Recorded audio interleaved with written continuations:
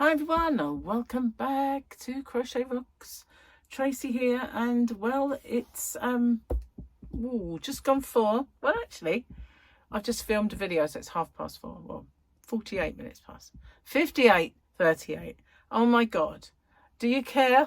Probably not. Oh, the sun's gone in a little bit. That's good. It's really blindy, I have to say. Blindy. It is. It's blindy. I don't like it. It's not great when you're getting blinded by the sun. So bear with me, I'll just put that in there. I've just been filming a last chance yarn, and so before it goes live, anyone who's ever bought anything from me, and I have your email address, will get the first heads up on it. And that's how it will always be, because I'll send out that mail shot beforehand, so all of the deals and steals, the savings, can come my customers' way if you've bought from me before. But I'll tell you what, the yarn is absolutely the softest. It really is. It's gorgeous. But you know, I need space. I do. I need to kind of really get into that yarn van and clear out some stuff, make space, and then redesign the interior, because I'd quite like to have a filming area in there again. I used to have a mannequin behind me, and I'd set up, and then I could have a Christmas tree and all that stuff, and I'd quite like to do that again, but it's just too overwhelming in there right now. And I need to get rid of my own personal stuff out of there as well, which was never really meant to be. So I filmed a square today, and oh my god, I did 2, but one of them I binned because I just couldn't get it to look as nice as I'd like. And well, basically it's been on YouTube. Other people have done it, but I don't like the way they carry the yarn, and it looks horrible. So I just thought maybe I could sort of try and do it a different way, which wouldn't show it so bad, but it didn't really work out. If I'm going to do that one, I'm going to have to sit there when I've got quiet brain and work out the way to do it, because I didn't like it at all. It's horrible. So it's gone. But the one that is for this week is done. It's uploaded and cooking while we speak, to be honest. So I'll get that put on, and it'll probably be tomorrow, which is today for you guys, because as you know, my today is your tomorrow, and your tomorrow is my yesterday. So yeah, that will be up and done. So basically I've got 2 to do, because although this is week 49, if you believe it, 49, I've done week 52, so I've only got 2 to do. But I shan't leave it there, obviously. I will do a year of shapes or something, I don't know. If you can think of a good name, a year of motif shapes, I don't know. Squares and more, I don't know. Whatever you think would sound better, give me in the description. You're not the description box, oh goodness. The comment section. I think I'm losing the plot today. Got a bit of a croaky voice. I've got a bit of that going on. And I know why. It's because where I've been cleaning out a lot of things and moving stuff about and, you know, sorting stuff, there's dust. I'm allergic to it. That's the reason. Oh, excuse me. Oh, I'm not tired. I'm not tired. It's just my brain saying, you're sitting in front of the camera. It's time you yawned. That's what it's doing. It's just saying, time you had a good yawn. I know you don't want to. I know you don't wanna, but gonna. So yesterday I managed to film it, finish it, say goodbye, and I hadn't done the joke or anything, so I came back, filmed that bit and stuck it in. So I'm going to remember today. I'm going to remember. So we had a beautiful, absolutely gorgeous Grogu day. Look at that. So what I'm doing was, Gary's insisting I write Christmas lists, and I had one with 3 things on. So I'm writing on the back of Grogu's. Don't know why. because it just seems like, oh, it's a special thing. So I'm going to write it on the back of Grogu's. I've got quite a few Grogu's. So this one is obviously a quote. The songs are, oh, hang on.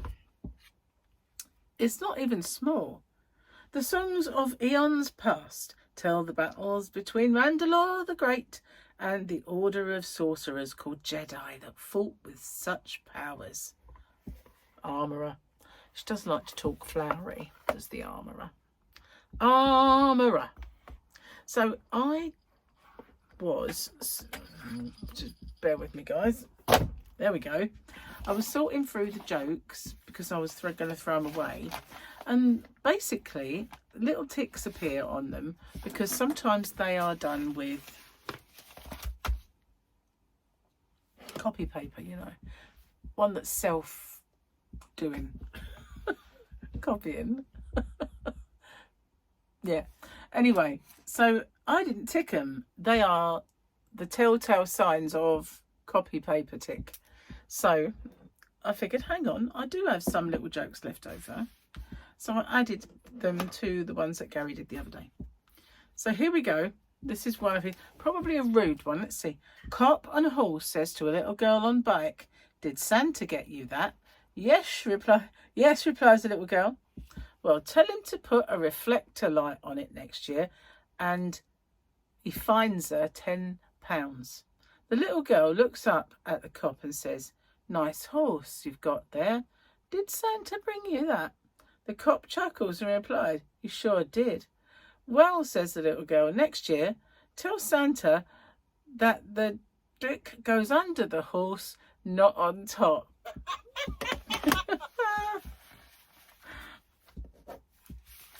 Rude little girl. But, well. I knew that there'd be a word in there or something that would just cause me a little bit of, can I say that? Cheers, my dears. I need this. So many times I made a tea today and I'd have a little bit out of it. And then by the time I go for the next bit, it's gone cold because I've done too much and waited too long and it hasn't been nice. And rather than nuke it, which, you know, I have been known to do, I threw it away and sort of went without. So I can't let that happen with this one. It's a very nice cup of tea. I have caramel flavoured biscuit tea today, and there is some of that in my shop actually, because you can never tell when it's going to be in or not in. And I saw the other day when I was shopping, I saw the other one, the oh, what's it called? It's on the tip of my tongue. Cherry Bakewell flavour, that's it. But I didn't get it because I didn't know if I needed it or not. And when I looked, I had none. But anyway, still got a few other biscuit teas and bits and bobs in the shop. I've got one custard cream, I think, a jam donut flavoured tea, and a few others. So yeah, the last chance yarns are going down very well. It's cool, man. I wish I'd done it earlier, to be honest. But yeah, clearing out a few bits, and also I'm clearing out boxes because when it's dwindling, I'm able to share boxes with the last bit of Bellissimo and all of that, and then putting the last bit of another one in. It's freeing up boxes, which is no baddie. Although it would have been better for it to have been freed up last week, because that's when I needed it for the Firefly. But of course that's dwindling, you know, as well. It's not dwindling, I've still got a fair bit, but you know what I mean. It's now where it didn't fit in 2 boxes, now it does fit in 2 boxes. So and I was doing some work on my shop this morning. I haven't really done that for a long time. What happened was I felt like I was putting too much effort into the shop and my channel seemed to be suffering. So I switched it and I started concentrating on doing a lot on the channel, doing the Year of Granny Squares, doing the picnic blanket, remember? And so I was doing so much on the channel and I didn't do anything at all on the shop. So although there is some things on the channel that follow on to the shop, there's also other things, you know, like I have as you sign in, I don't know if I can show it to you. And I've got Chris looking into something to do with my shop that isn't quite right at the moment. And if I can find it, I will show you. Hobby Rocks. There we go. Dot. Oh, sign in. Oh, why does it do this to me? For goodness sake. Yes. Phones. Use the passkey, which is my face. More ways to search. No, I already told you what I wanted. Stay in my browser. So we do that again. Hobby Rocks. There we go. What a kerfuffle. So he's done one thing. If you look at the top there, there's where it's got 3 lines. That's a burger. And if you go down to the next line, there's 3 lines. That's a burger. And it's now got product menu at the side of it, which is, you know, at least telling people it's a menu, because if you're not familiar with websites, those 3 lines, you don't know they're actually a burger, and that if you press them, then you get a drop down. Not everybody knows that. And so it kind of come to my attention when somebody messaged me and said, I can't find yarn on your website. And I thought, well, if you go to the computer, it's just obvious. It's a big old line and it says yarn, mystery boxes, and it's got loads of other things. But on a phone, it doesn't show like that. It just shows us that purpley line, magenta line. And then you've got all the other bits, like the buttons. And then you go down and you've got this thing, and it is called a slider. And it's going to change. See, there's these things that are just going to scroll by. On a website, I took that off. Why is that? I took that off as well. I took that off. I took it off, guys. Why is it showing when I took them off? I spent ages taking them all off. Anyway, there's a slider. And then you go beyond the slider and you've got brand buttons. Okay, you see them? So if I wanted ice yarn, you just click the ice button and they all come up. See? So there's more than one way to find yarn. So if you wanted Firefly, you just go down at the bottom, find King Cole, click on it, and you'd get all of the King Cole. But if you're not familiar with the shop, I'm not familiar with my website, you might necessarily not know that. So when I looked at it and I thought, why can't they see it? It never used to have a problem. What happened was the top burger was white and the one on the second line didn't have product selection or whatever it is by it. It just had the burger. Both of them just had the burger. And I thought, well, if you don't know what that is, you're not going to touch it, are you? So, and not only that, it was grey. It had been somehow greyed out. So it wasn't even white. It didn't even shine, you know, it was just dull, so you couldn't see it. So I said to Chris, we need a way of like making yarn a lot more obvious. So he's going to be working on it and coming up with a few things for me to look at. But for now, he's put product in, you know, selection or whatever it is, and made the burger white. So at least people know they can click on that and find stuff. So yeah, and I said to him, you know, at least 2 people have said it to me now, because shortly after someone else said they couldn't find, and I said it probably is costing me kind of customers, if you like. But how did that happen? Because it was never like that. One of the mysteries, like that blooming slider, is a mystery because I took all those products off it. It had different 16 products. I don't know why it should be. I saved it. It's weird. It's weird, man. It's one of those, it's a glitch in the matrix. That's what it is. So now the sun's gone in, I suddenly look gloomy and dark. And my eyes look like pea holes in the snow. Well, they do to me anyway. I'm going to have a bit more.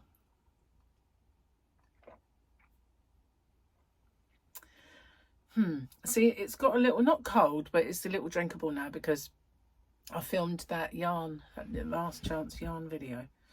So it's been sitting there that time. So it needs my attention. My tea needs my attention. Yes, it does. So I don't know if I've got a quote for you today.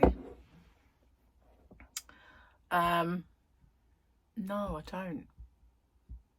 What was it? We thought of something the other day that I could, because Gary was finding it hard to find jokes. He said maybe you could do something else, and like I'm sure he said something like sayings, and I thought I've already done those, haven't I?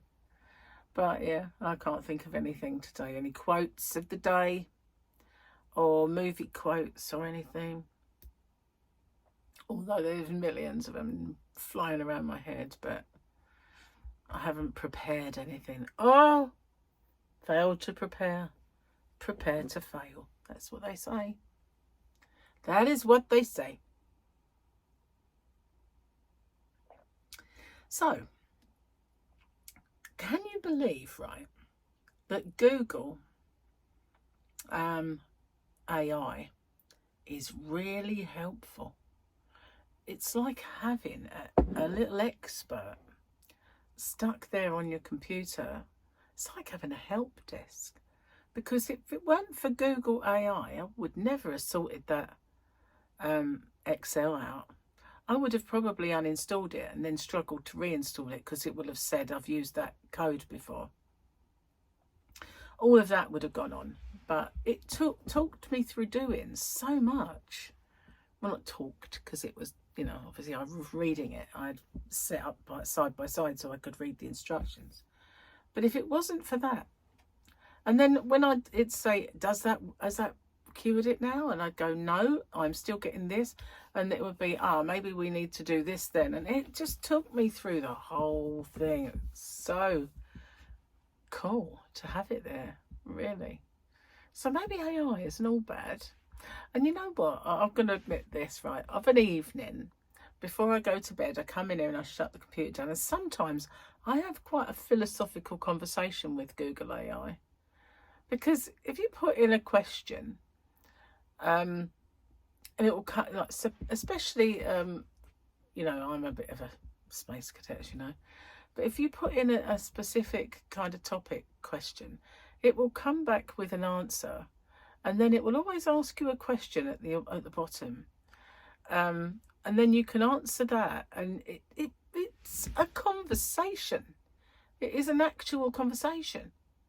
And there are times when there were two options that we were kind of debating about last night. And so it seemed to me that this was kind of not, how can I put it? The Google AI, let's call him Fred, because it doesn't have a name, that Fred was leaning towards it being technological thing, like an AI. And so I said, oh, well, obviously from the way you sound, you lean towards that scenario. No, not at all. And so, yeah, and the instantaneous response, it is really like having an actual conversation. Yeah. So, yeah, that happens a fair bit. And, you know, it always offers you reading material, good videos to kind of watch on that subject.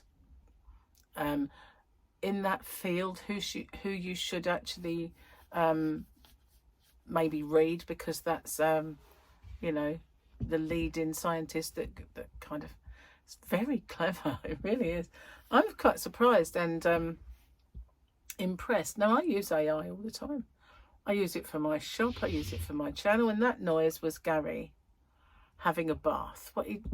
That noise was the little suckers on the bottom of my bath mat being pulled off, because I shower, he baths. So now he's running it. You can probably hear it, I don't know.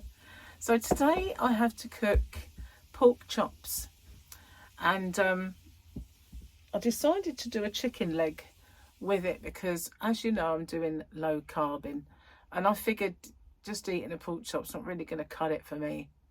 So Gary can have jacket potato with beans, because that's what he likes to have with it. He's very set in his ways, is our Gary. You know, if he has a pork chop, then tradition tells him, like his family tradition, that you have jacket potato and beans with it. My mum would have done chips and peas. You know, when I was a child, it was always pork chop, chips and peas. So it's funny, isn't it? It's what you're used to, and that's what he's used to. So that's what he always feels goes with his pork chop. So I just thought, well, if I do chicken legs with it, then he can either eat his chicken leg or I'll have it for lunch tomorrow. Yeah, so diet's going rather well, actually. I haven't weighed myself. It's only 2 days, really, so I can't do that yet. I need a bit of a slurp. I'll be back. I'd play you some incidental music. My face really exploded then. It seemed like it went like slow. Do you know there was a time I'd have never pulled that face in front of you? I must really be comfortable with you.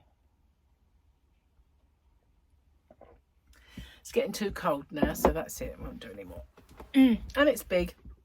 Trouble with a big cup like this is quite often, by the time you get down to it, you know, it's too cold. And, you know, especially if you're gas bagging like I am, you know. So I feel like there's something I've forgotten to tell you. So I don't know what it is, but I've been drinking lots of water. This is my little cup that Gary got me. So when I got it, he went, "You are going to use it, aren't you?" I went, "Yes, I'll use it." He went, "You sure? Because it won't be just in the cupboard like the rest of them." I went, "No, I actually want this one." And yesterday he said to me, "Why are you drinking so much water?" I went, "Because I've got a special cup for a start. It's good for you.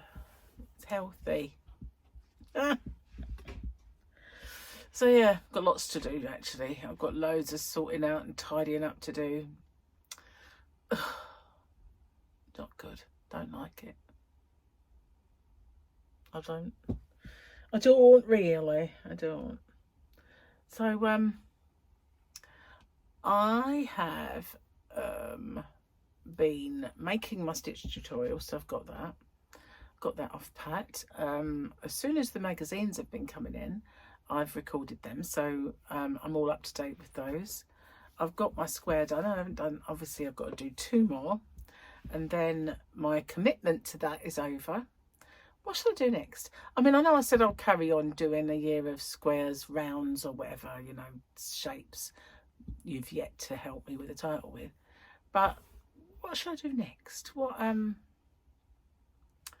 little kind of project can I do next? I have got one in the pipeline that I'm doing that I'm not mentioning. I mentioned it on my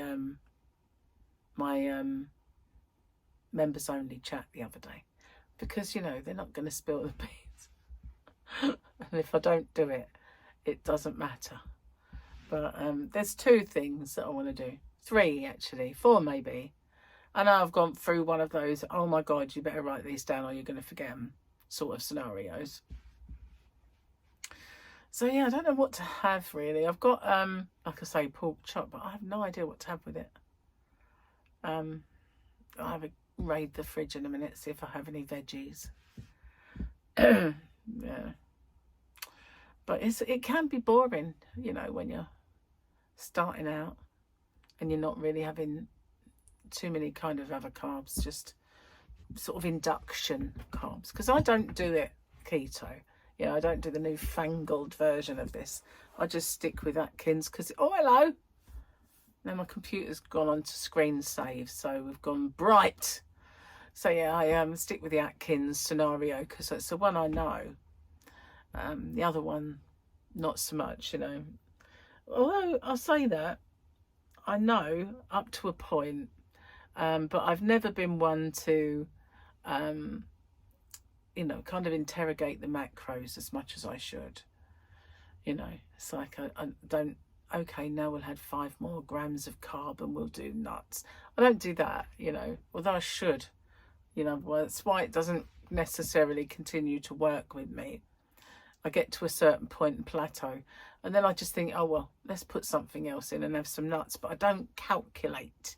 Yeah, I'm not very good at that. So I was talking to about Skinwalker Ranch, and I was and Teresa mentioned she wasn't a fan of Skinwalker Ranch, and I have to say, I should really clarify it, neither am I. I don't like that show. But season 6 has some absolutely amazing kind of facts that they've uncovered, and they've been drilling into the mesa. I don't know what a mesa is. Is that just a fancy name for the bedrock or the rocks? I don't know what mesa is. Never encountered that word before. But they've been drilling into it, and they've been having a lot of trouble drilling into it. A lot of glitches and stuff. So then they finally did get bits of material which have the most incredible properties, real technological properties, and they've been sent away for testing. And it's all tested by independent people as well. So, and it's not something they can falsify, you know. And there's this area around the triangle sort of area of the Skinwalker Ranch. Now, it's called Skinwalker Ranch. It's always been called that since when the Indians had it. So it's not called that for a TV show, you know. But that area has thrown up an awful lot of crazy anomalies. So when they've been doing their investigation into it, there is a dome that goes around that area, which is what's caused it. And then they did some more investigations, went underground as well, so it's a bubble.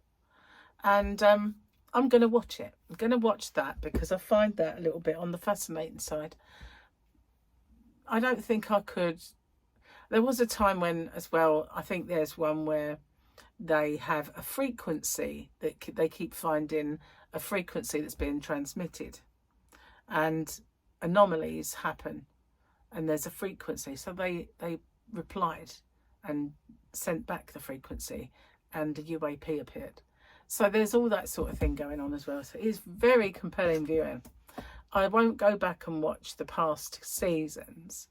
I'll only watch season 6 because that's where all of these fun anomalies are, you know. And yes, I'll watch that.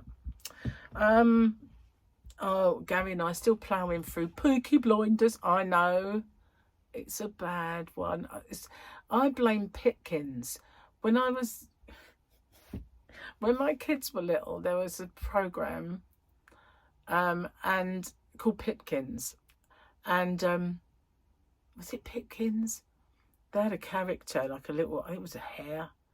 No, Hartley hare spoke like that. But there was one that, I think it was a pig. It was a pig, and he spoke like this because he was from Birmingham. And I know that's not how most of them really speak. It's more of an exaggeration for Pipkins. And it was the pig whose name escapes me. Anybody who remembers the name of the pig from Pipkins? But yeah, so that's how I always do this caricature of a Brummy accent. And I know it's not real. I know. It's not real. It isn't. Not when you do it like this. It's just me being silly. Anyway, guys, I got to go and get the dinner on. I feel like there's something I was going to tell you and it has totally gone out of my head. What? What is it? I don't know. Sorry, it's just my brain having a back and forth. So yeah, if I remember, I'll tell you tomorrow. So yeah, thanks for watching, and take care. I'll see you tomorrow. Bye for now. Bye bye.